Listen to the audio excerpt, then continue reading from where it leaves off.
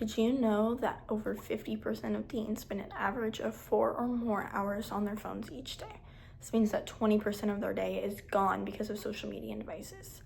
This data from the National Center of Health Statistics shows that teens are spending way too much time staring at a screen. I mean, just imagine the things that you could get done in 4 hours.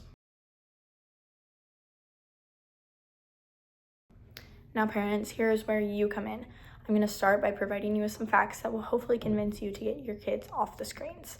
The two main points that we're going to be talking about are how screens affect your mental health and how screens affect your physical health. So, how exactly does screen time affect your mental health? Studies show that there's a connection between screen time and increased levels of anxiety, depression, and other disorders. Adolescents who reported between 4 and 6 hours on screen showed increased levels of depression. Parents, do you really want this to be your child? Speaking from the perspective of a teenager, comparison is the thief of joy. When comparison comes into play, it seems like we can never really be happy with what we have. We're always looking to see what others have and see if what we have is better. On social media, it's super easy to compare. From Instagram models to the newest YouTube gamer setup, it's so easy to see what others have and wish that we could have it for ourselves.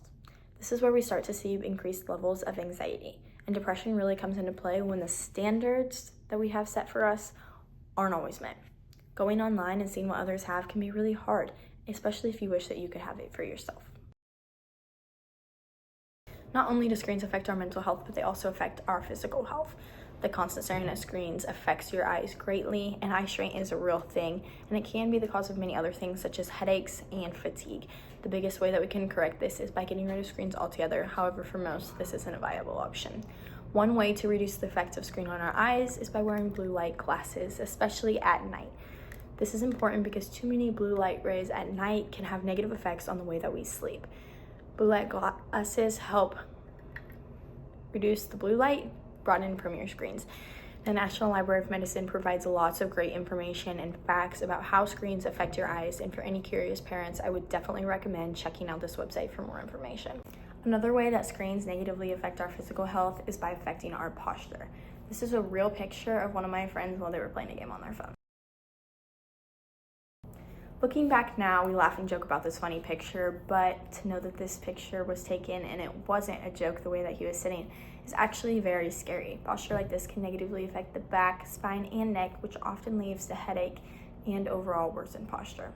So now that we've talked about the negative effects of screen time on your physical and mental health, I hope you're ready to put down your screens.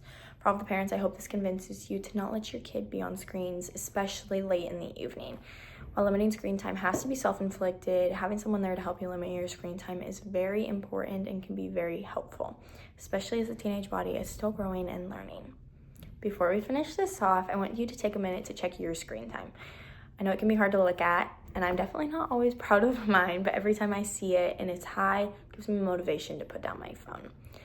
Parents, even as a teenager myself, I encourage you to take your kids' phone at night.